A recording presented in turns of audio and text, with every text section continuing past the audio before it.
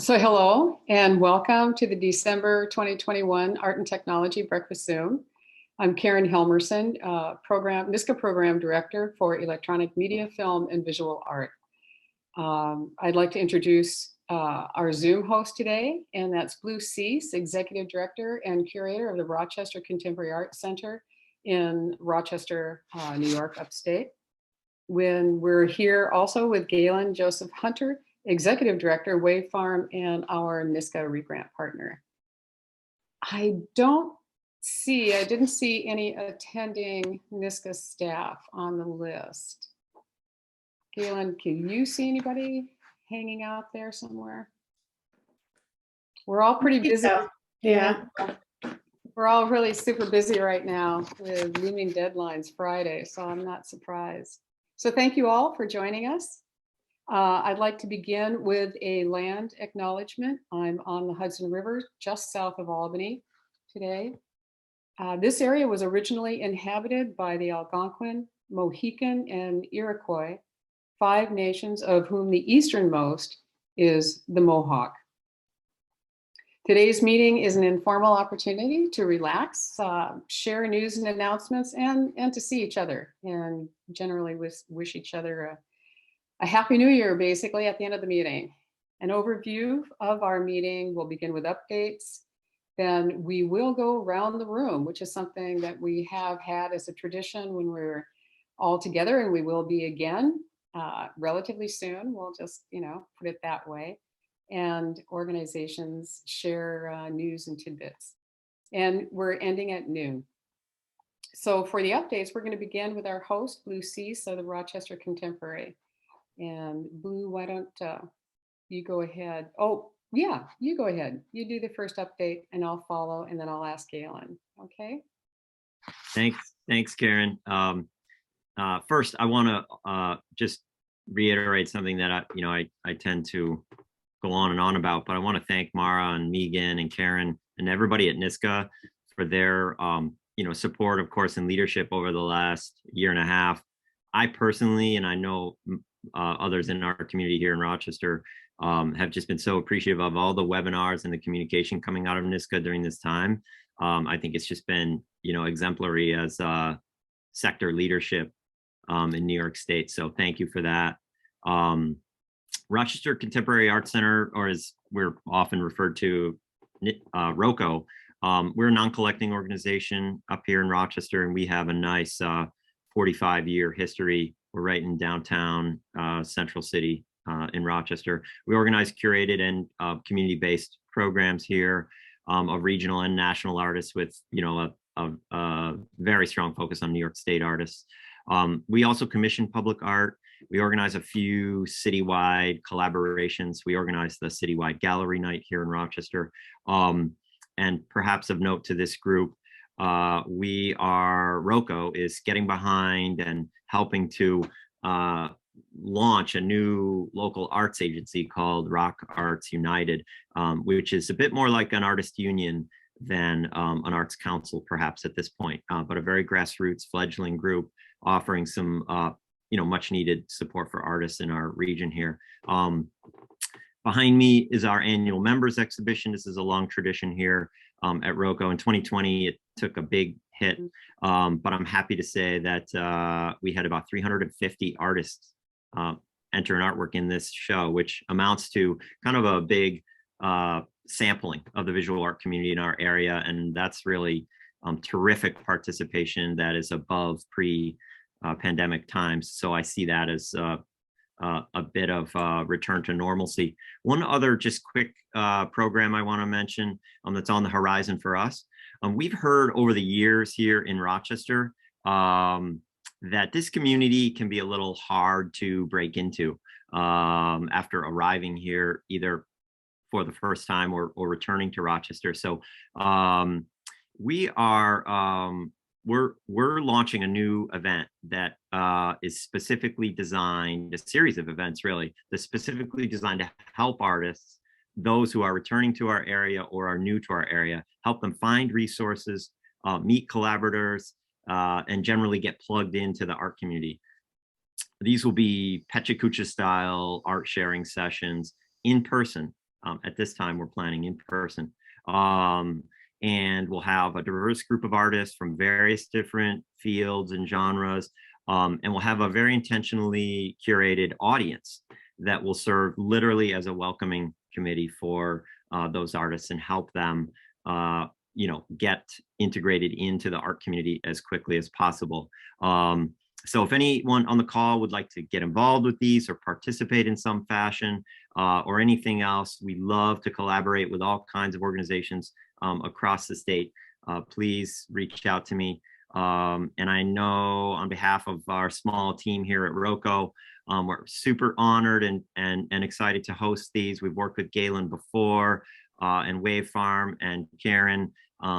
It's really great to see everyone from across the state. So I really look forward to hearing from you all and hearing, how your programs are doing and what's new on the horizon. That's great. Thank you. Great, Cease. Thanks. I really like that idea of an event to help artists get plugged in. And I'm going to be very, very interested in learning more about rock arts. So these are new services, basically. Outstanding. My updates are brief, but just as you can imagine, staff is pretty busy right now with our year-end wrap-up. We're pushing 4 rounds of contracts and grants out the door, and we have had an unprecedented year of a number of applicants and grants in this 2022 year. So it's tight, it's intense, but it's all very, very good. Also keep an eye on the NYSCA website for FY23 news and announcements. Our application schedule has not yet been set for calendar 2022. So look for these updates on the guidelines, on the FY23 guidelines in the new year. Just keep an eye on the website. And finally, for those who are eligible, reminder that capital projects deadline is January 14th. And the guidelines for that are up on our website. And I encourage you to take a look and to find out whether or not you're eligible. Here we go. Look for an invitation to participate in the January Immersive Technology Think Tank. We need your input and your help as we brainstorm on models for many and how to best reach underserved populations, both rural and urban, across the state. More on this initiative from Galen. I'm going to ask you to take it from here. Thanks. So quickly on what Karen just mentioned, we are putting together a think tank in January specific to immersive technology and reaching underserved audiences. If you are interested in joining that think tank, please let me know. You can send an email to info@wavefarm.org. You need to opt in for that. And I need to hear from you by the end of the week. So just shoot me a quick email if you want to be a part of that. And as Karen mentioned, that think tank is going to help us design a program in 2022. So your input is definitely valued and desired. Karen, do you want me to go ahead and do a couple other updates, MAF and Wavefarm? Yeah, please go ahead. And I'll mention too that obviously this is being recorded. I think everybody had to click got it at some point, but we do post these recordings on the New York Media Arts Map. And yes, Terrence, info@wavefarm.org. Thank you for doing that in the chat. If folks want to use the chat to circulate URLs for updates as you're giving them, I'm going to do that myself now. Feel free. So on the regrant partnership that Wavefarm manages with NYSCA, the Media Arts Assistance Fund, our 2022 calendar is very comparable to 2021. We will have 2 deadlines for organizational support, May 1st and October 1st. The guidelines for 2022 are posted on wavefarm.org. Just click on grants. For artists, the deadline again will be July 1st. This again is for completion support and public presentation support in the amount of $7,500. We have maximum amount of 7,500, and I know we have a few MAF for artist grantees with us here at the meeting. Welcome, guys.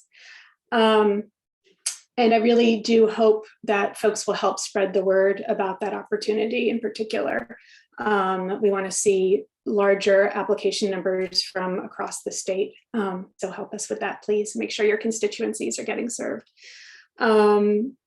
On Wave Farm news, I'll just mention two other upcoming opportunities. Our international residency program for transmission artworks is happening again, as it does every year. The annual deadline is February 1st. I've put the link in the chat. 2022 is going to be dedicated to artists working in duos. We're focusing on bringing artists together who perhaps haven't been able to work physically together in the last 2 years. And then finally, we are reprising a project we did in 2017 called Shortwaves Long Distance. This is an open call for sound and radio works dealing with shortwave sounds and technology. And there's lots of information on the website about that. I think that is it. Did I miss anything, Karen, from NYSCA review? You're muted still, Karen. Thank you. Not that I'm aware of. I might tack on a simple note, and because if you do let us know by the end of the week that you are interested in the think tank, don't feel that this obligates you necessarily, because of course you don't know what we're thinking of. But this initiative is designed for statewide, and again, as I said, to reach rural and urban populations. So a big piece of this is asking you to inform, input, and brainstorm with us on, again, how to reach underserved populations, both rural and urban. And once you do let us know that you're interested, I will be sending a larger piece out for you that puts a little flesh on this initiative and how we plan to roll it out. I think we're ready to go around the room. Okay. All right. So how we're going to do this, and in a sense, I think having a relatively smaller group today will be our friend, in that I think we'll be able to get around. Galen is going to keep an eye on the chat. And what we're asking you to do is to enter your name and your organization in the chat, and we're going to take people on a first come, first served basis. We found, of course, that it's hard to, see people raising their hand.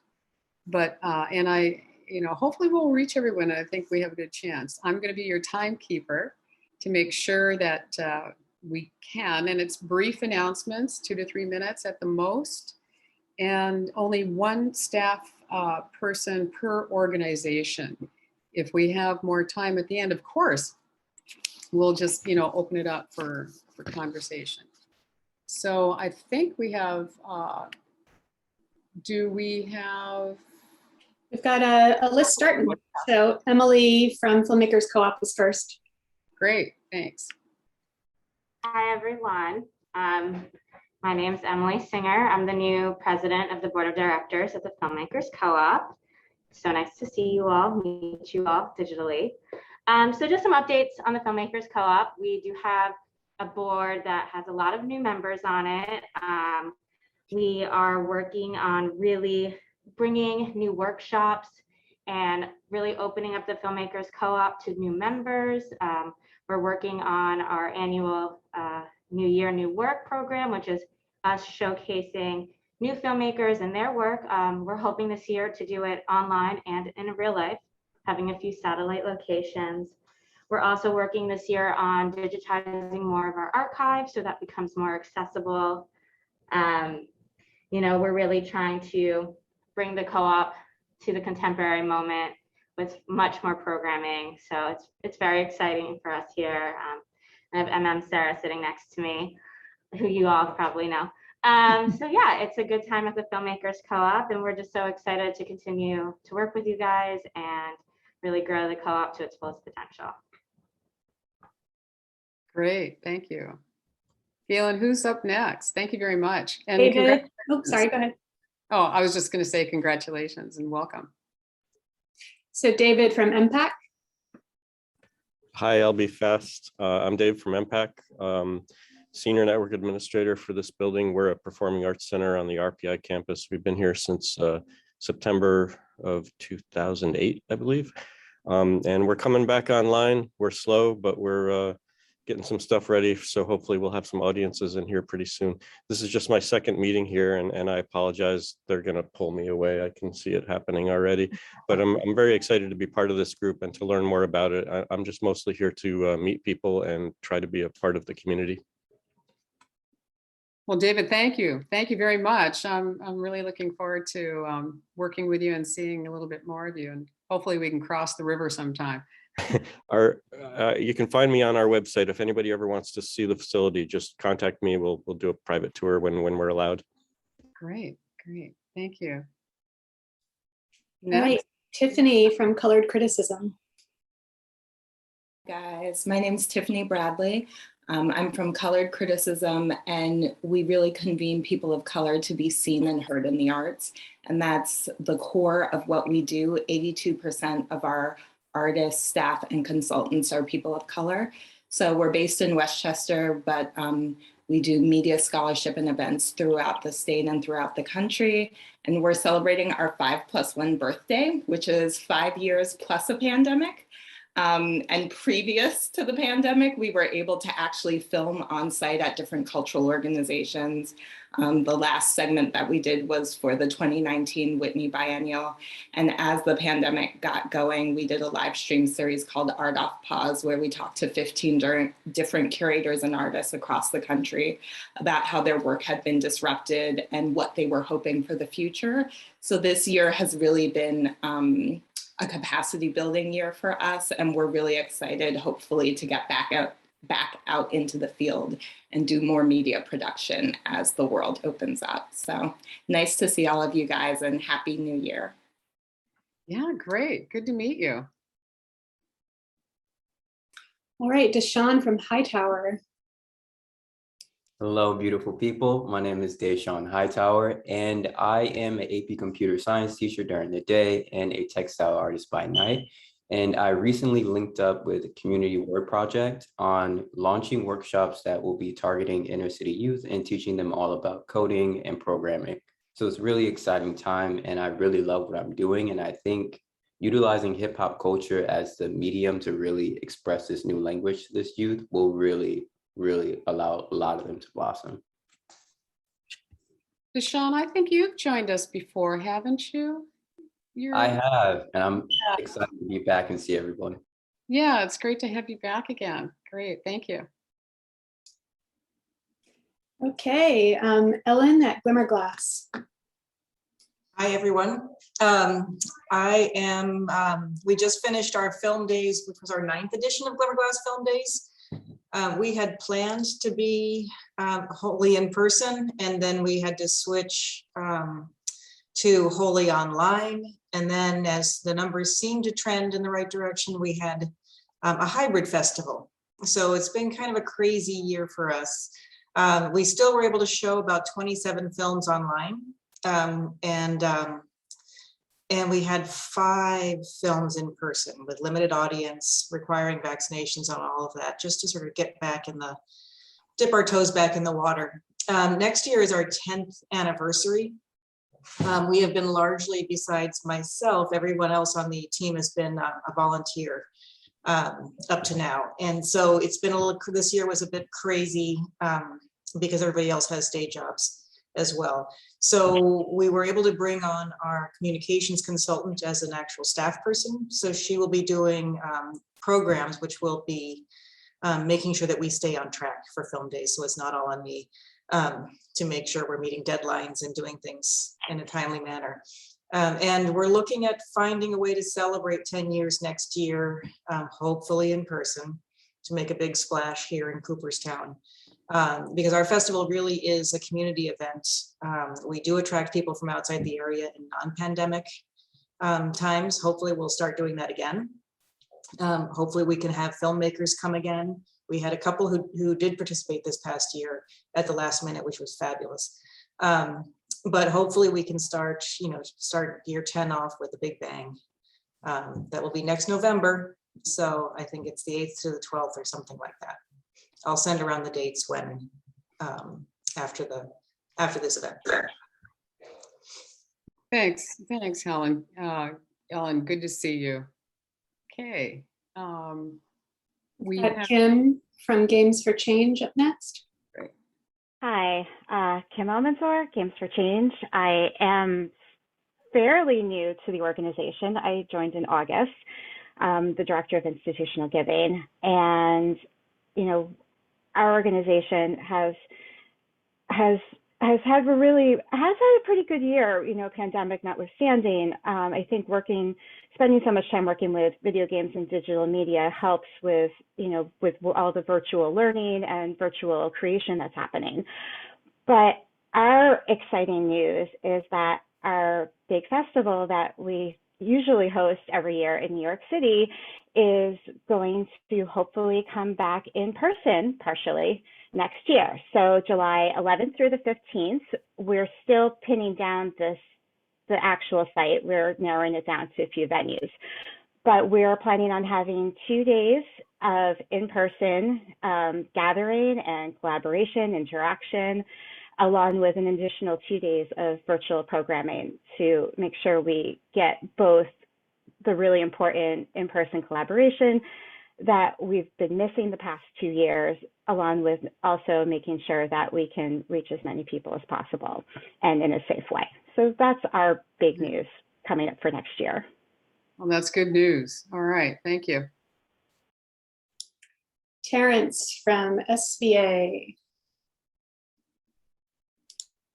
I have to find my unmute button. Thanks. Hi, everybody. I'll keep it super short. Great to see so many friends and happy faces. We're doing great here at SBA. We're in the middle of our application season. So if you know anyone who's a graduate student aspiring, please send them my way. We're currently about 70% international, 70% young women, which is fantastic. To share some great news, just the general attitude, we're probably have the most upbeat, enthusiastic, happy cohort I can remember in our 2-year MFA. Coming back from being remote, so we've been in person since August, like many of my fellow academics. So it couldn't be a more positive vibe. Just wanted to share that in general. If you want to pencil in a date, next February the 2nd, which is a Wednesday, is going to be the latest in my series of Finding Your Voice interviews with filmmakers. So we have 2 independent New York filmmakers coming at to our SBA theater then, and it's going to be free and open to the public. So we're going to invite everybody to come to that. And that's all I have to say. Come by and see us sometime. Thank you. All right, great. We will come by, okay, when we can. Up next is Lyndon from the Morgan Library and Museum. Hi, everyone. It's good to see you. I'm Director of Education and Programs. The museum is open. We've been open since September 2020. We're open 5 days a week, and we just changed. We have free hours on Fridays from 5 to 7. You also can hear some jazz, and our cafe is operating on a small basis. You do need to make advance reservations. Most of our programming has been virtual, but we are starting to have on-site events, and that will increase in 2022. And during this period, we've really enhanced our digital assets. So if you go to our website, you can see online exhibitions, videos of a broad range of talks, as well as concerts. I'll just mention a few exhibitions that are coming up in 2022.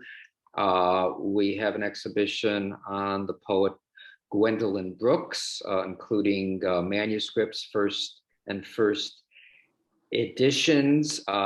We are collaborating with the Woody Guthrie Center to have an exhibition on Woody Guthrie, really looking at him as an artist, songwriter, and activist, as well as Hans Holbein, who was the court painter of King Henry VIII. And I'm going to try to get some of the creative team of 6 on Broadway to come and do an event for us. So we've been very active and look forward. If you are in New York City, please do come by.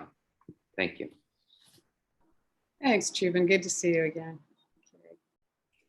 Next is Aaliyah from the Mayor's Office of Media and Entertainment, the New York City Mayor's Office. Good morning. Thank you for having me. I would just highlight a few things that we have coming up in the new year. We just opened submissions for our New York City Public School Film Festival, which is always an exciting opportunity to see what the filmmakers of the future are working on in our public schools. We recently published a study on the economic impact of the game industry in New York City, and have been presenting that to different organizations around the city over the last week or so. I can put a link to the study in the chat because I did hear that there are a few game industry people on the call.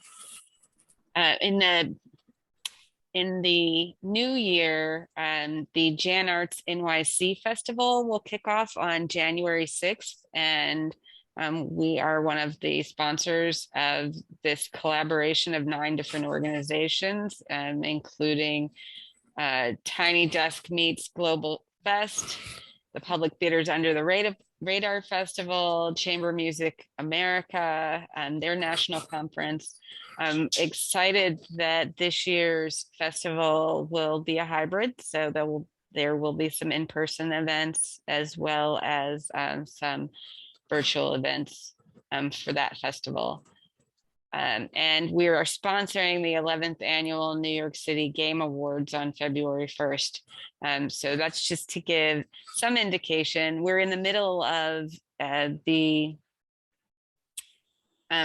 panel review process for the 3rd round of our NYC Women's Fund grants. And we've been giving out annually $2 million to film, television, theater, and music artists and producers to create work for, by, or about New Yorkers who identify as women. And so we're excited to have the 3rd round of that program be announced in March of 2022.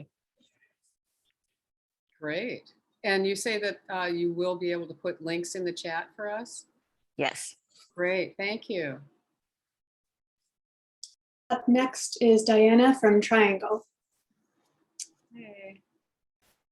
Hello, everyone. I'm Diana Lozano. I am the Office and Studio Manager at Triangle. Triangle is a residency program based in Brooklyn. We've been around since 1982, so we'll be starting our 40th year next year, which is pretty exciting.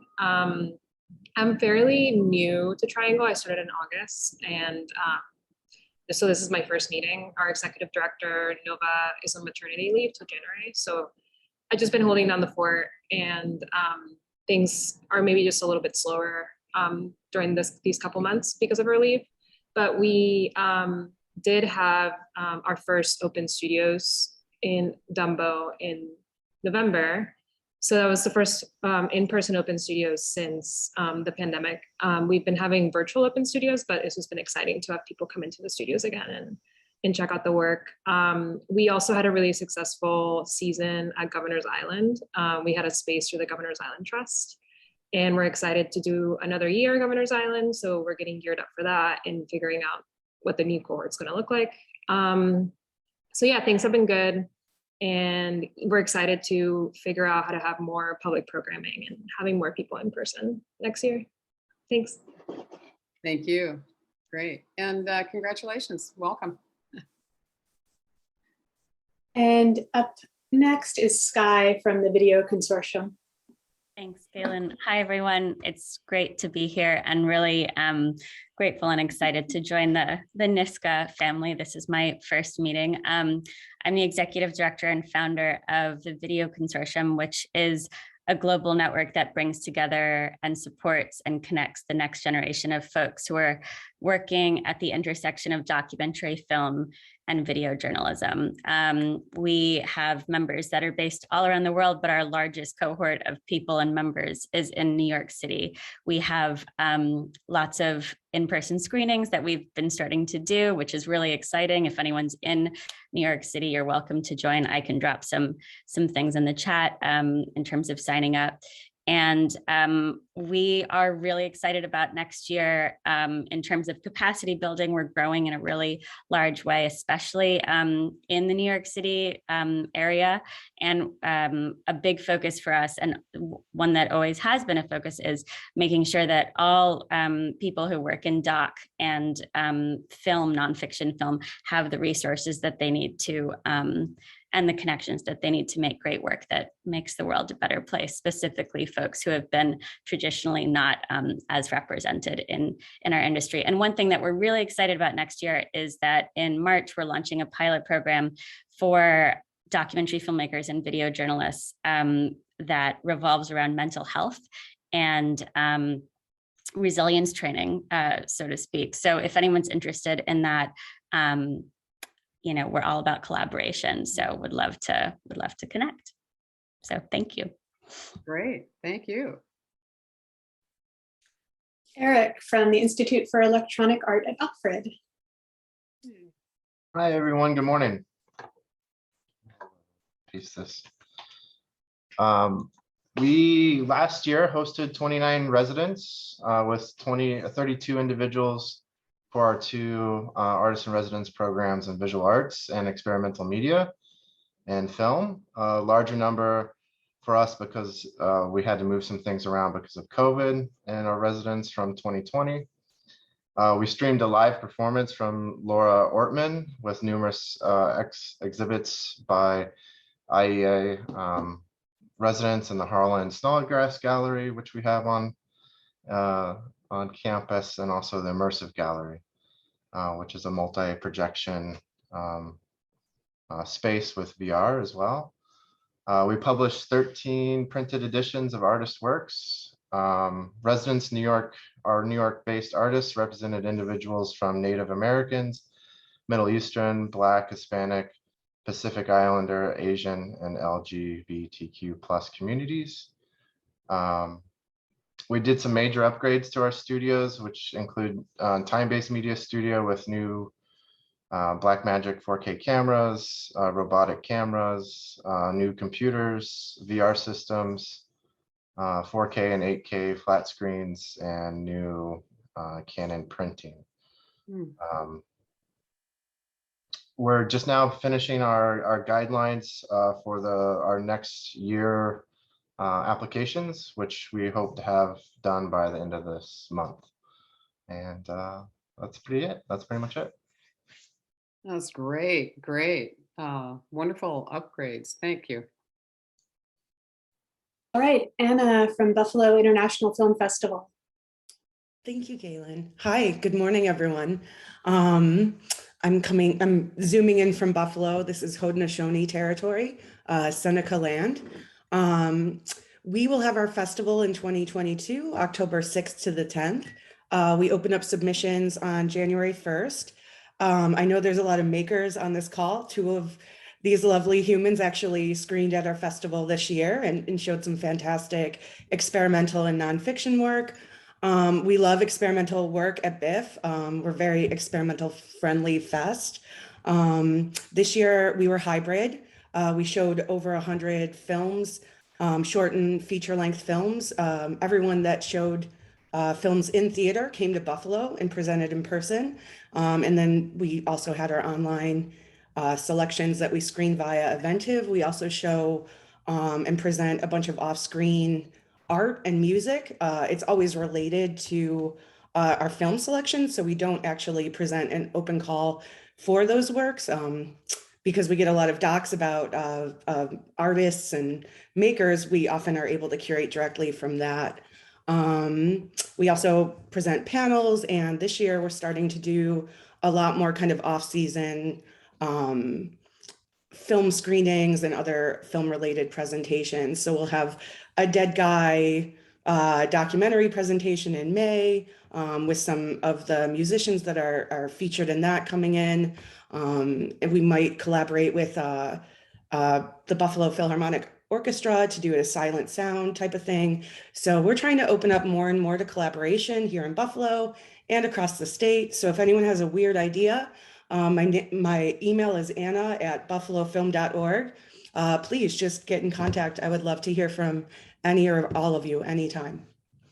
Thank you. Now what? Thank you, Anna. I love the weird idea invitation. That's good.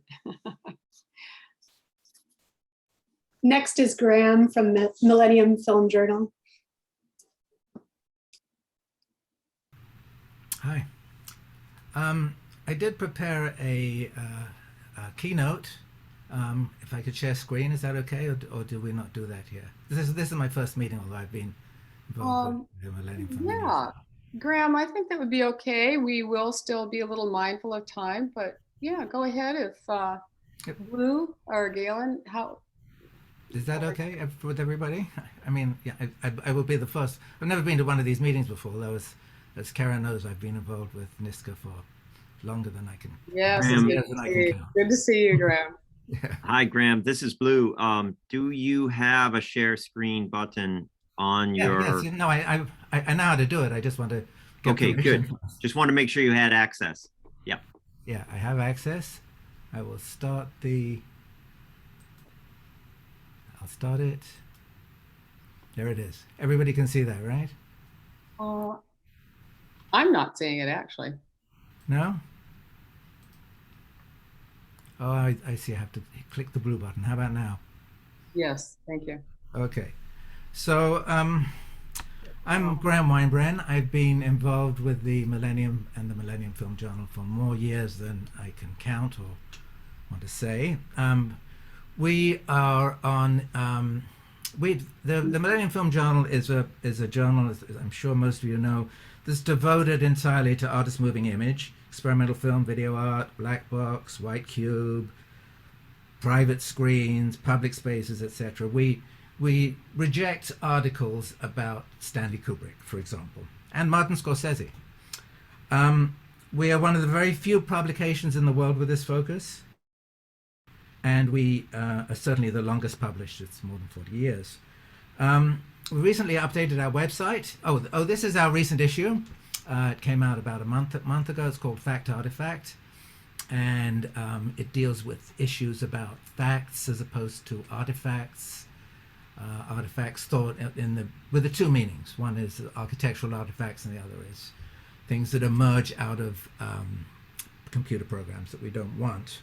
And films that deal with those things, movies that deal with those things. The main thing here is the table of contents, as you can see. The main thing that we've done recently, and this is the previous issue, but the main thing we've done recently is we've completely revamped our website to try to include content that's not print, to try to include movies, video essays, all kinds of things. So that because it's always been a little strange to me that we're a print journal that deals with films that most people have not seen and will not see. So we have to be very descriptive. So we're trying to incorporate both into our website, into our newsletter, and into the various things that we do, non-print things. We have a screening for every issue at Anthology, and we have one, for example, on January 19th. Just going through recent issues right now. Here is an example of our most recent screening, and it was right when they opened up, so we didn't get a huge crowd. But it's always films, videos that have been discussed within the pages of the journal, and in this case we sometimes get filmmakers in person as well. So we do that every time. Our next one's on January 19th for MFJ 73. That's this one.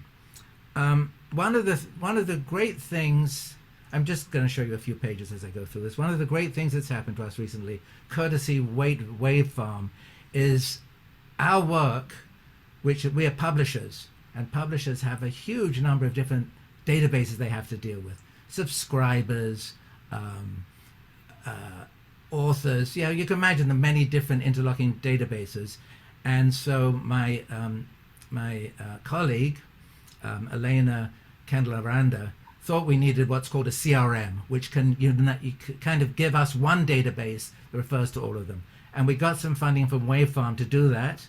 It took much longer than we thought it was going to, of course. But now a lot of our activity is automated, and that's really great. So I have to say I'm so grateful to Wave Farm for kind of jumping out on a limb with a very non-bureaucratic organization to help us do this thing that is quite bureaucratic. You've probably heard of Salesforce. Their whole business is CRM. So these are some of the recent issues, recent articles from the current issue. As you can see, we're very highly illustrated. We have pages in color. We do a artist visit, a studio visit for each issue. This is studio visit with Jen Liu, which very highly, very heavy in images, and somebody writes a report about the visit. These are artist pages from Vincent Grenier. We do artist pages as well, so where we invite artists to submit a few pages to the journal. So yeah, these are all of the different kinds of things that we do.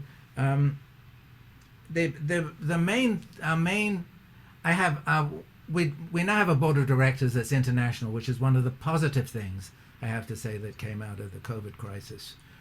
We got used to working on Zoom, and so we invited directors, two from New York, one from the West Coast, and two from Europe. So we have a real international focus, but at the same time, of course, most of our readership and many of our events are designed and take place with New Yorkers. I guess that's it. I mean, this is a kind of act of love for me, I guess, if you know how complicated love is. But I continue, and I hope we can go on for another 70 issues. Thank you. Well, thank you, Graham. Millennium has been a real staple and foundation for us for a long, long time. Invaluable. Thanks again. And I'll just mention that Graham's reference to the Wave Farm funding is the Media Arts Assistance Fund, the regrant partnership with NYSCA that I was mentioning earlier. So pay attention to those deadlines. Up next, we have Linda Law from the Center for Holographic Arts. Hi, everybody. I'm delighted to be here with you. This is my second time at this round table. The Holo Center was founded around 20 years ago by two artists whose mission was to provide access for artists to holographic technology. And there was a studio in Queens at that time, which ran for about 10 years and expanded into exhibitions. Around 2009, with a new director, Martina Mongrovius, the facility moved into the Clock Tower in Queens and expanded into a lot more events and exhibitions, and then moved into Governor's Island, where we had a facility there for a few years. But with the changes on Governor's Island and then with COVID, that facility has been closed down, and we began to expand into new ways of reaching out to people and where were we going to go next. And Martina handed over the directorship to me. I had already been working with the Holo Center on a project to establish the Virtual Museum of Holography. They were my fiscal sponsor. And that project is now a project of the Holo Center. And we're on the move to Kingston and hoping to open the space in Kingston in the new year. So we have expanded into a variety of things. And during COVID, we were able to continue with an exhibition online that was global. where artists who were making pieces in all forms of light were exhibiting in their windows, and we were promoting it on our website, so that this is in celebration of the International Day of Light through the UN. Mm. We also had funding through Queen's Council of the Arts for an exhibition in collaboration with Plaxel Gallery in Long Island City. And we had an exhibition there in October for light artists, which included some holographic artists. We also received funding last year for a collaboration with the Southwood Holographic Labs in Dutchess County, which is an NEA grant for an artist in residency program. And the first artist in that program will be participating in this spring. We are reestablishing an education program. We are planning for, well, the next stage with the Virtual Museum of Holography, which is using new technology to make holograms accessible in a virtual world using light field technology. So we will be setting up a studio in Kingston to digitize holograms that will then be able to be viewed within virtual worlds. So we have a membership campaign that is going to be kicking in January. We're reaching out to corporations for sponsorship for the Virtual Museum of Holography. And we hope that you will all come and join us for a variety of programs that we're going to offer in the coming year. So look forward to seeing you in some of those events. Great. Thank you, Linda. Next is Kendra from Women Make Movies. Hi, it's so nice to be with you. Can you all see me? I just got thinking about what you were just talking about, Linda, and now I can't think about my stuff. That's so wild that you can digitize holograms and make them available in the virtual world. Like, my mind is blown, and I'm going to be thinking about it for a while. I might need to ask you about it because I'm so curious. So Women Make Movies is located in Manhattan. We are on land original to the Lenape people, and we're also celebrating a big anniversary next year. For us, it's our 50th. So we will be doing, we don't even know what yet. We're still talking about what is that programming going to look like. Some kind of mix, probably of virtual and in-person screenings, as well as other kinds of interesting events.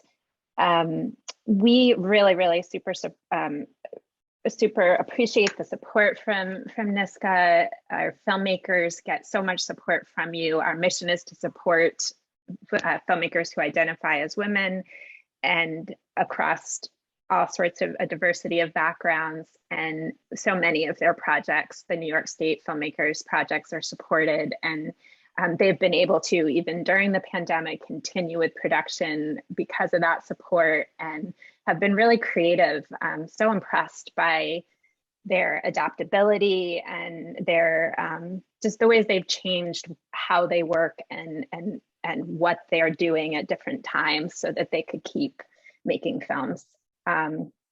So we've continued to offer, we used to do some in-person workshops, but we had already been offering webinars for our filmmakers prior to the pandemic, and that just, of course, expanded. We just finished a series on fundraising for success, and we're now making that available on demand for anyone who couldn't attend in person. And we added some things about how you could fundraise in a pandemic, and how did things get affected by some of the external forces. We are planning new webinars for the spring, and we're actually interested in looking at immersive technology, which is partly why I think I was so taken with what Linda was talking about holograms. And another thing that on a distribution front, we work with filmmakers all across the state, and we also work with audiences all across the state. One of our filmmakers is in Haudenosaunee territory, and one of her new films that came out last year, we did a whole bunch of screenings in upstate with museums and community screenings. It's about the influence of the Haudenosaunee people, especially women, on the women's suffrage movement in the United States. So we were doing a lot of screenings throughout New York. And another kind of really, we have a Brooklyn filmmaker who made a film about facial recognition software and bias, and especially racial and gender bias in the technology. And that film was used in the New York City public schools. And we did some really kind of innovative, interesting screenings on the sides of buildings, some housing projects in the city. And so that was really, really interesting. So I think that we've adapted well during the pandemic, and it's been going forward. We're happy that things are getting back in person, but it does really look like everything's going to be hybrid. Almost every in-person screening, even festivals that have been screened, have asked for a virtual component now. And I think it's because it expands access. So we're interested in how to keep exploring that. And I'm so happy to, this is my first meeting. It's so nice to see so many of you in person for organizations. We work with so many of the organizations that are represented here. And it's really lovely to meet you and be a part of this. And thank you so much for the support too. Oh, that's great, Ken. Pardon me, I'm sorry. Oh, that's great. Thank you. And welcome, especially as a first time attendee. We look to see you more. Okay. I have a little bit of a housekeeping note. It's 11:30. So if you hear me jump in for the next presenter in the next line of people who are up, please understand that I'm just trying to make sure we're having enough time for everyone. And so I may tap you and say, I think we need to begin wrapping it up a little bit. But you've all done well, and I think we do have plenty of time for everybody. So this is great. And Kendra, that comment was not a reflection on your presentation just now. It's just a friendly reminder to everybody. Okay, Galen, who's next? Just Karen, so you know, we've got 14 folks left on the list, and Beth from Arta East is next. Okay, thanks. Thank you. I'm the executive director of Arta East. We promote art and culture from the Middle East, North Africa, and their diasporas in the US. And one of our highlights for this year was we were able to launch our online platform, Unpacking the Arta Archive. And this allows us to share curator selections from our film and video archive in dialogue with contemporary voices. We have a film collection that has around 2,500 works. We've collected over 17 years of film programming. It is currently inaccessible, so this is an opportunity for us to offer a pilot. I will say one of the main positive collaborations that has come about through this pandemic is we were able, through our online programming, to also create new nationwide coalitions with the Arab American National Museum and the Arab Film and Media Institute. We've been presenting a monthly Arab film series online, which is free screenings and artist talks. We're going to be continuing both of those platforms. To testing return to hybrid programming. So we'll be doing in-person programs with Anthology Film Archives, also selections from our film archive, which will be on the Unpacking the Art Archive platform. And the last thing I want to mention is our Arab Film Fest collab, which we launched when a number of 4 cultural community organizations nationwide had to cancel our in-person film programs, film festivals. So we put together a collaborative film festival. We're looking forward to sharing that again in 2022. Thank you. Thank you, Beth. Stephanie from Chicken and Egg. Hi everyone, Stephanie. I'm from Chicken and Egg Pictures. My pronouns are she, hers, and we're based in Canarsie and Lenape People's Land. For those of you who don't know, we support women and gender non-conforming documentary filmmakers. We're making artistic and socially impactful films. This has been a really exciting year for us. We gave over $1 million in grants to 45 women. to 45 filmmakers, I should say, women and gender nonconforming filmmakers based in 10 countries. And in terms of some of the impact we've seen this year, I mean, one of them is Belly of the Beast, directed by Erica Cohn, following illegal sterilizations in California's women prisons, and part of their campaign, it resulted in California's governor approving a $7.5 million budget request to provide reparations to forced sterilization survivors. So these are just some of the things that we're seeing this year, also very topical, given recent news. We actually also just sent out a newsletter on all the films that we supported about reproductive rights. I'll put a link to our newsletter in a bit. But organizationally, it's also, internally, it's been really interesting and exciting. We have some new hires to, expand our capacity in what we've, and how we've been able to support our filmmakers and also our operations. And next year, we're going to start our strategic planning, which is also exciting to see, where we can grow and what we want to change and how we want to change.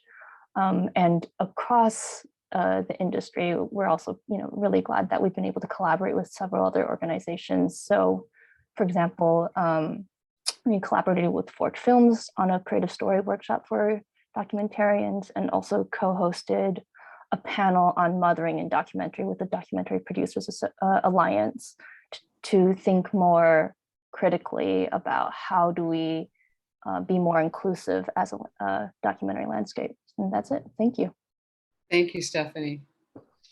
Say hi to everybody at Chicken and Egg for me. Will do. And next is Megan from Denniston Hill. Hey everyone, I apologize. I'm battling a winter cold. Next time I speak with you, I will not sound like this. But I wanted to say hello to my first NYSCA breakfast. I'm the new executive director of Denniston Hill. We are a multidisciplinary arts organization based at a 250-acre campus in the Southern Catskills. We were founded by a queer BIPOC organization of artists. We are artist-led and artist-centric. We think of ourselves really as a laboratory for both artists and for civic engagement projects. And I would say if we had kind of a motto, it would be liberation of land and liberation of people. And all of our projects are centered around both of these aspects. We have a really incredible lineup of programs that we're going to be centering in 2022. All of these are thinking through how we can kind of look at the artist residency as a space of retreat, but that also there is always a re-entry into the world. And so thinking about how we re-enter the world and how we bring the ideas generated at the residency back into civic engagement projects within the world. Always, again, artist-led.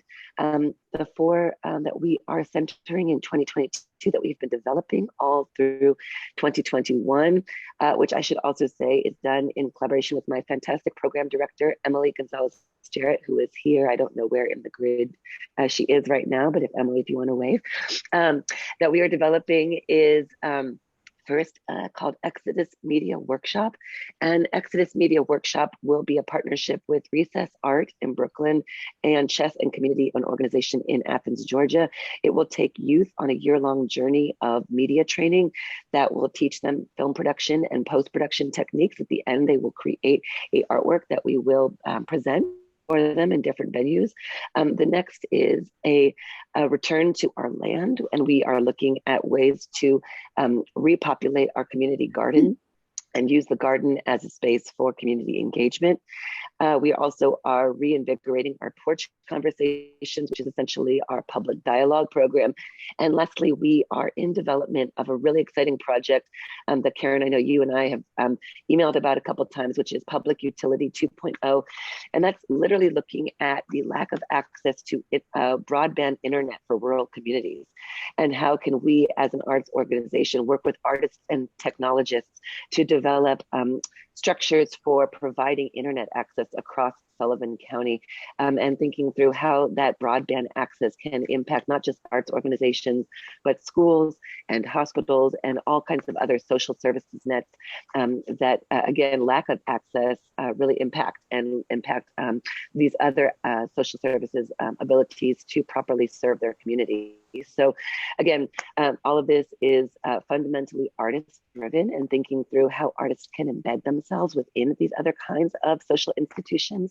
And we're really excited to, again, like I said, provide a space for retreat for artists, but also think about how we re-enter the world through these civic engagement projects. So I'm super excited to be doing now this work with Denniston Hill and to get to know all of you. I'm making lots and lots of notes of who you all are, and hopefully we can meet in the new year. Thank you. That's all. Move us on a little bit, but thank you. And thank you for mentioning Public Utility 2.0. I'm certainly hoping you'll be one of the individuals who lets Galen know you are interested in the immersive tech think tank. And this is just it's on my note. This is just a quick note as well to make sure that all of you have my email address, which I'll put up in the chat, but also to make sure that you have me on your email list for all your news and announcements. I really look forward to getting this from you. So I'm going to put that up now. Thank you. Next, we've got Willa from Macmillan.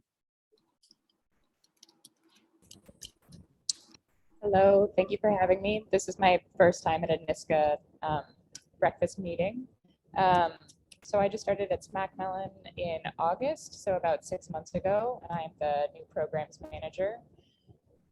Let's see, updates that we have for you. I think our biggest update is just moving everything in person again. We have our open studios. We host 2 open studios for our artists and residents throughout their residency. The residents that we support provide them with a free studio space and a fellowship, as well as access to a wood shop and a media production lab. Our artists and residents work in all sorts of different visual arts mediums, including video and various new media. But we provide them with a fellowship, studio space, access to our facilities, open studios, and visits with various curators and gallerists and folks in and around New York State, but mainly within New York City. So our open studios are occurring January 15th and 16th, which we're very excited about. And we'll also have a series of studio visits taking place around that time as well.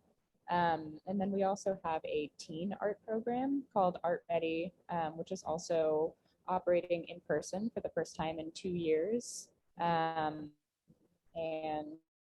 With Art Ready, it's available to all public high school students attending high school in New York City. And we do a series of studio visits to artist studios working all across the city.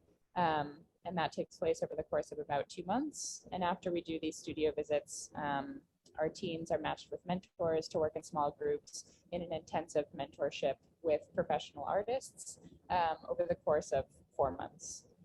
So we're really excited to be operating in person again, and especially providing youth with in-person opportunities to be making and in communication with each other.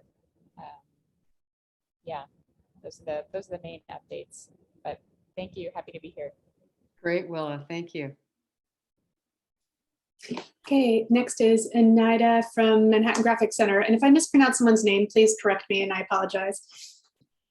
Hi everyone, my name is Anida Cardona with Manhattan Graphic Center, and it's okay, everyone sort of says Anida, it's like the way.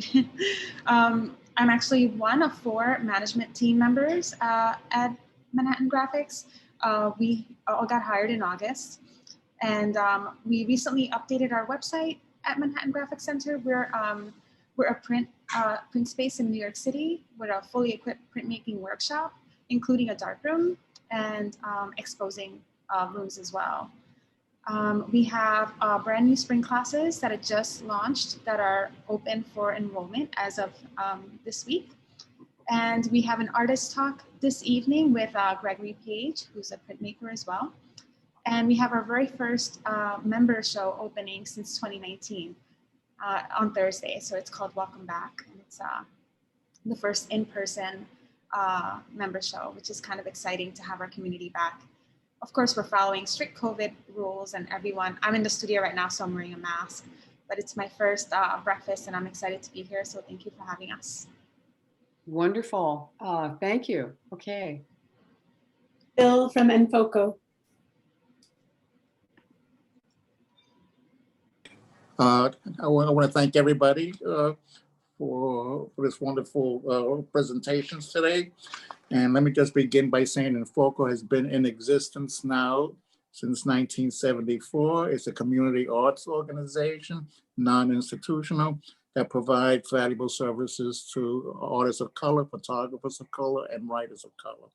We have a deadline Monday for media arts works in progress grants, 12/20, December 20th. And it's limited to New York City and media artists of color. We also have an artist fellowship program, a photography fellowship program, now in its 6th or 7th year. We award 10 awards annually and get to an issue of Nueva Luz, our magazine, gets dedicated to them, and they have an exhibit. We just completed a tour, curated tour of through 4 CUNY campi. You can tell I went to Catholic school with my Latin, not campuses, but campi. Brother Kennedy would never forgive me. So, and it was a wonderful experience that the artists were able to engage, even during the COVID, the pandemic, through Zoom, and in some cases at Stony Brook, we were able to have artists present there as we were in opening in one of the other colleges. But the important thing is that we are focused on serving artists of color. And because of that, and what I've realized, one of the reasons why I came out of retirement to run Enfoco was that has a valuable legacy, a history that no one knows about. It's all cramped in storage. So we created an archives program and a collections program for such a small organization that has such a dynamic impact on many artists. Our Nueva Luz issues have been published since 1985 and has not missed a year. There it parallels the cultural history, the political history, community history that artists had to face. So it's a real true documentation. And because of that, part of the archives and preservation program we hope to create by mid-2022 a study center so that artists, curators, educators, academia, community people will have access to the artists that have been involved with us. Many of them are national but are still part of Enfoco. So and some have passed away. Our real priority is how many other community arts organizations of color, or for that matter, how many other community arts organizations that have ceased to function, that ceased to exist, what happens to their history? Who remembers? And many, all of us, make important contributions, and yet, where is it? Who has that history? We're in the planning stages to create a pilot to begin to develop a network of local arts organizations. So we're going to start with the Bronx, that's where our home base, and Harlem, that's where we do a lot of the work. So we can begin to talk about issues related to legacy, issues related to how do we preserve our histories, how do we create our own archives for the organization, but not just create them because we don't need these works to be lost or forgotten in the electronic stacks. We need to be able to begin to market them. And we also have developing a marketing initiative to market our archives and histories to a much broader audience than we would likely normally do. So And the issue here, and many for me is, God, there's a wealth of information. If you take the time to go to our website, every issue of Nueva Luz has been uploaded, has been digitized, and it's important to see that history and what it means to not just our community, but the community of creative people. So I do welcome all of you to be part of and to join us in helping address these challenges for community arts organizations of color and all in general. So thank you very much. Yeah, thank you, Bill. Archives are, I think, a very, very important issue that we need to be revisiting again, especially now. Okay, thanks.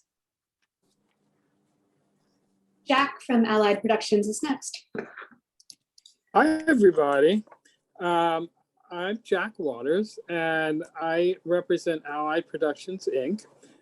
We are a very collectivist-driven organization that is embedded in our structure as a multi-purpose member general umbrella organization. So we do a lot. One of the things that we're most known for was running ABC No Rio in its early years, which we incorporated and made an individual entity, at which point we became the managers of their archives, which are largely video-based. One of the most transitional things that have happened with us is that we have a new indoor space. For many years, we're primarily associated with Le Petit Versailles, which is a community garden on the Lower East Side, where we've done programming for over 21 years, and largely and very generously supported by NYSCA EMF as well as Visual Arts Program. So having this new interior space is giving us a chance to review and organize our archives of many, many, many videos from the No Rio period, as well as international tours, local tours, and all the media events that we've accumulated in over 40 years of Allied's production.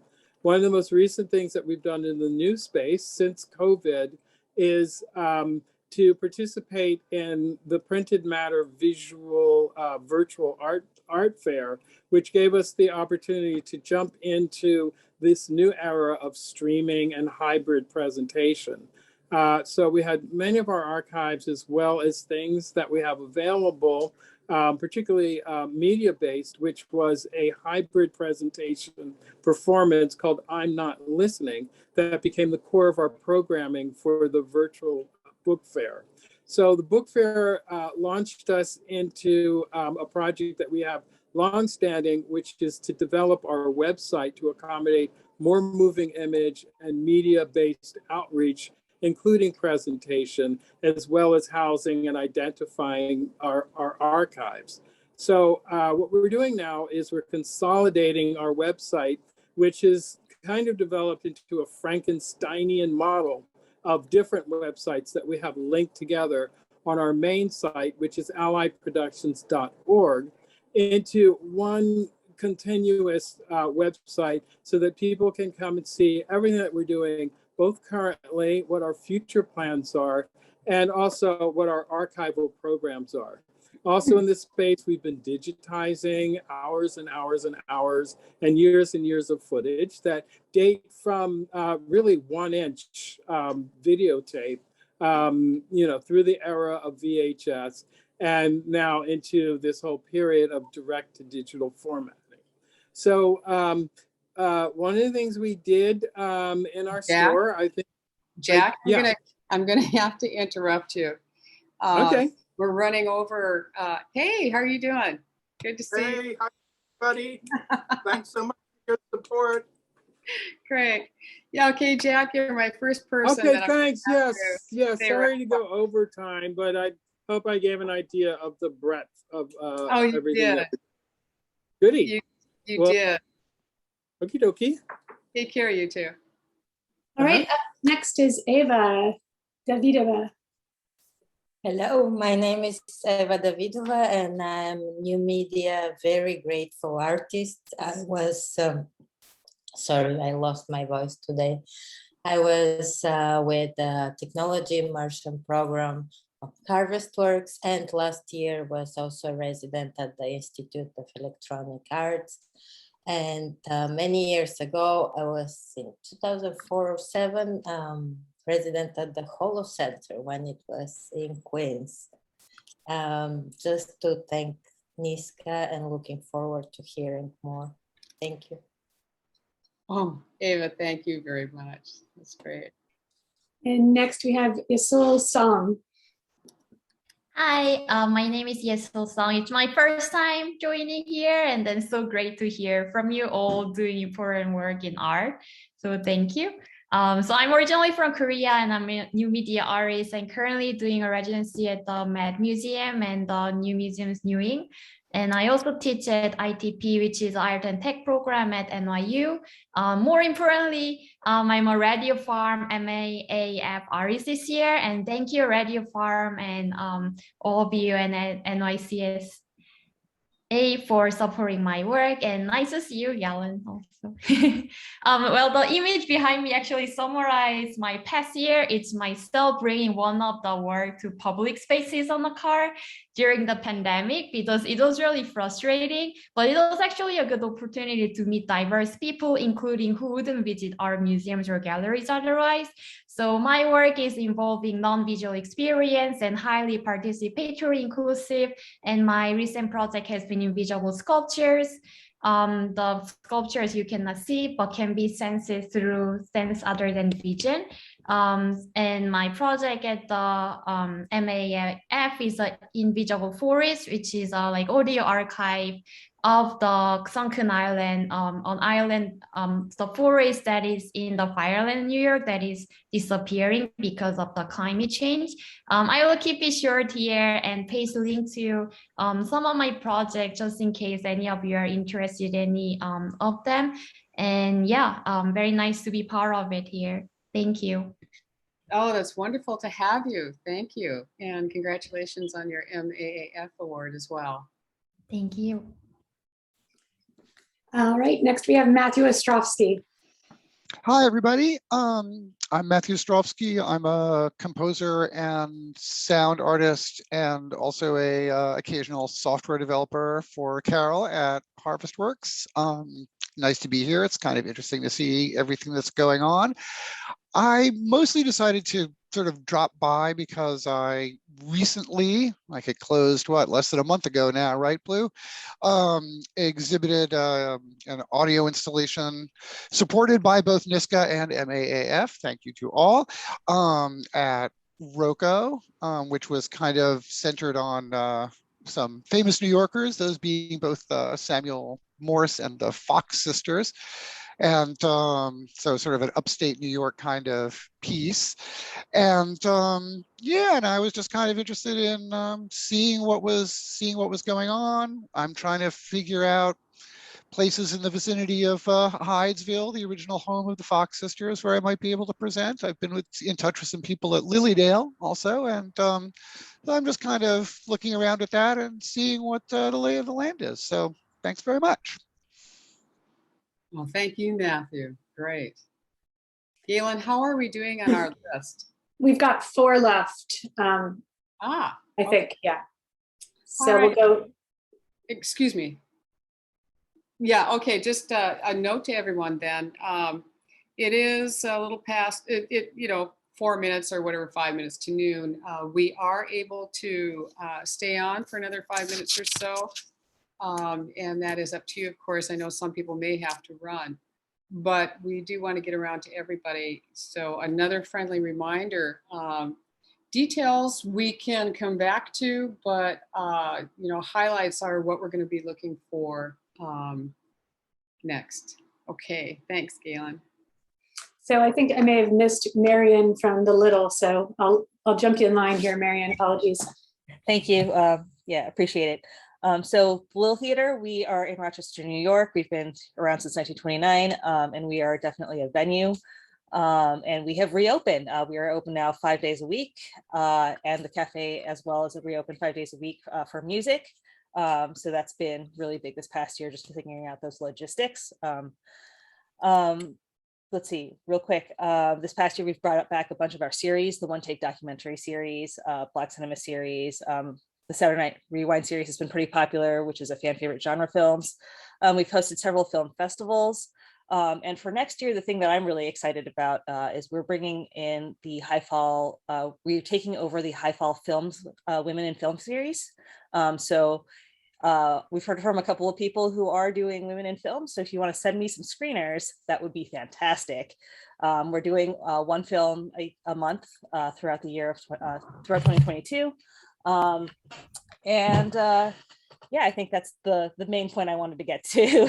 Try to keep time short. So I know the pressure's on. I appreciate your understanding. Thank you. Rebecca from EAI. Thanks, Galen. Nice to see everybody. I'm really happy to be with this group and learning about a lot of great places. I'm Rebecca Clement, the Executive Director of Electronic Arts Intermix, EAI. We're celebrating our 50th anniversary. And I wanted to just point you to both our website, www.eai.org, and a special anniversary microsite that we set up, which is 50.eai.org. We just had a big relocation actually from Chelsea to Canal Street in a space that we're sharing with Triple Canopy. And we have a lot of great programming coming up, but I would encourage you to check out our anniversary site because among all the features that are there, we're going to be publishing a 3-part in-depth conversation with the artist Philip Mallory Jones, who anyone from Ithaca and beyond will know that he is just a foundational, very influential figure. It's a fascinating conversation. So I just encourage everybody to check it out and good to see you all. Thanks. Good to see you, Rebecca. Thanks. All right, Carol from HarvestWorks. Hi, thanks for having me. You know, HarvestWorks was founded in 1977, and it's really a community-based organization cultivating digital media and artists who are creating works with digital media and emerging technologies.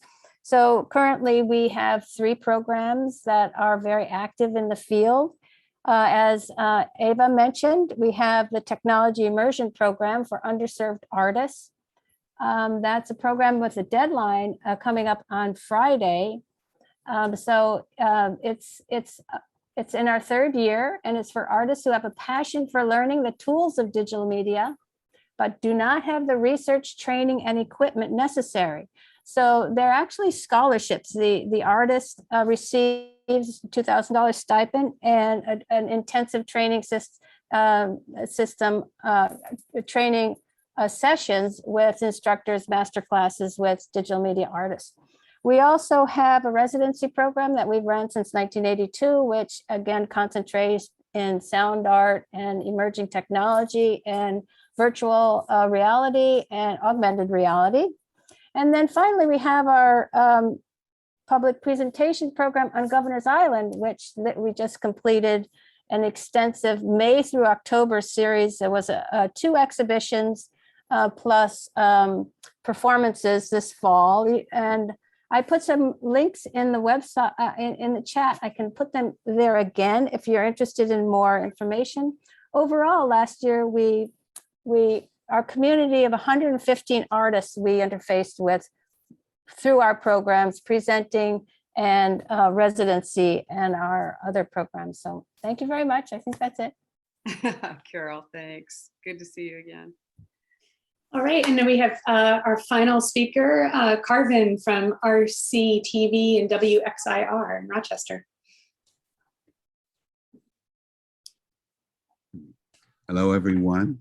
I'm delighted to be here and meet so many different people across the country who are doing so many great things. I'll be very brief. I serve as general manager of Rochester Community Media, including WXIR Radio, and we provide community access to for our community. In essence, we teach media literacy education, both in front of the camera and behind the camera, to anyone who is interested in learning, primarily youth we're focused on. But one of the things that makes us eligible to be in this room right now is because we recently received a grant from New York State Council on the Arts in support of our Frederick Douglass project. Over the bicentennial of Frederick Douglass's recognition, we, along with Blue Cease, who is here from ROCO, put 15 monuments on the street that celebrated his life, and they are extraordinarily beautiful, by artist Olivia Kim, and they are also controversial because several of them were destroyed and damaged. But we're working on a project right now to put a bronze monument in the newly named Frederick Douglass Rochester Greater International Airport, and we're so happy to do that. I'm delighted to meet everyone, and I just want to say to Rebecca Clement, if she could please say hello to Philip Mallory Jones for me. I knew Philip years ago at the Ithaca Video Project, and that'll give my age away because Philip and Ganella were wonderful, and we did some great work providing artist grants for artists all over the state of New York. So I'm delighted to be here and hope to see you all again at another time when we are past this pandemic and we can interact the way people are supposed to interact, in person, live, and direct.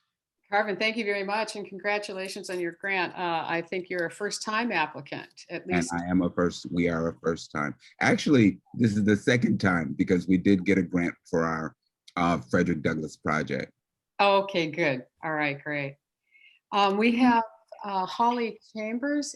Galen, my right? Yes, Holly wanted to say a word. Go ahead, Holly. Yes, I'm coordinator of Cinema 10, which is in Potsdam, New York, close to the Arctic Circle, but still in New York. We're a volunteer-run film organization coming up on our 50th anniversary in 2023. And we're back in person this fall. And we do emphasize films in the group experience of seeing films in person. And if there are people who are directors or who have films that they're promoting, I put my contact information in the chat, and I'd be interested in hearing from you. Maybe we could do some collaboration. We have done some hosting over the years. Thanks a lot. This was great. Yeah, Holly, thank you for joining us. And I'm going to emphasize and encourage your request for people, for organizations to get in touch with you regarding their films. We have worked with Holly for many, many years, Cinema 10 for many years, and they do really, really great work. And it's a wonderful screening opportunity in an area of the state that really has very little opportunity. So please contact Holly if you have films and or videos, media that you would like to distribute and or share. So thanks again. Good to see you, Holly. All right. And are we, I think, okay, so we're about 6 minutes after time. If we can return to a group mosaic, how's that? Blue, if you want to bring us back to the grid, if we're not there already. Okay. I think you may have to control the way you see it, Karen, on your end. I think everyone else has that option to see a grid or an individual speaker right now.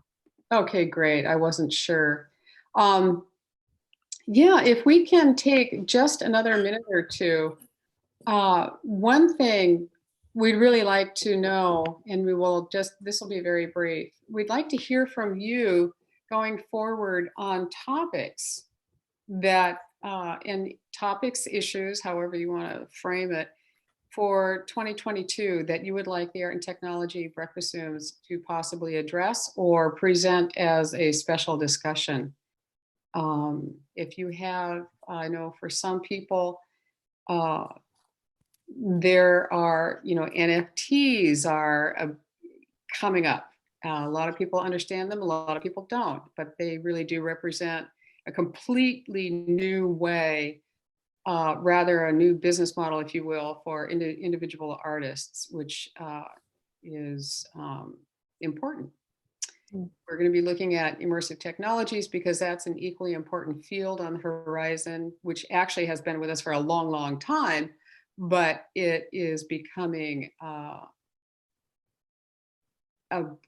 more Exploding. Pardon? Oh, I was going to say exploding. Exploding. Exploding. Absolutely. So send us, put them in the chat, send us an email, but let us know what you would like to talk about. Blue, did you have your hand up there for a moment? Yeah, I was just going to second the conversation about NFTs. We're getting so many questions about that from artists, and we currently in our current show have our first submission that is an NFT that is for sale. So that's been interesting to introduce that to the community. I also wanted to circle back to that archiving conversation for all of our small organizations. It's just so important. I probably 5 or 8 years into my tenure here in my position was still gathering boxes of archival materials back from board members 15 years ago. So, having established archiving practices and processes, geez, that is just so important for our organizations. Okay, great. So I've got NFTs, archiving, and Ava, DAO. Just to be clear, what do you mean? Where are you? Sorry, I'm still without much voice, but those are something that I don't understand very well either, but it is related to NFTs and is the theme of decentralization and community-owned assets creation. So I would love to learn more about that. I don't know, so but they definitely surged because of the NFT conversation and market, and it is an attempt to create community-based digital asset market or whatever. Okay, Ava, if you wouldn't mind throwing that in an email and sending it to me, just to make sure that I've got it right. Accessibility would be a great topic. Rebecca, what do you mean? What type of accessibility? There are many. True. I guess we're a distributor of video, and we'd love to caption the entire collection, but face some financial and practical hurdles in doing that. But we've embraced access as a word in our mission, and we want to just make sure that we're fully thinking that through in terms of accessibility. So I think thinking through resources for doing that. Okay, all right, great.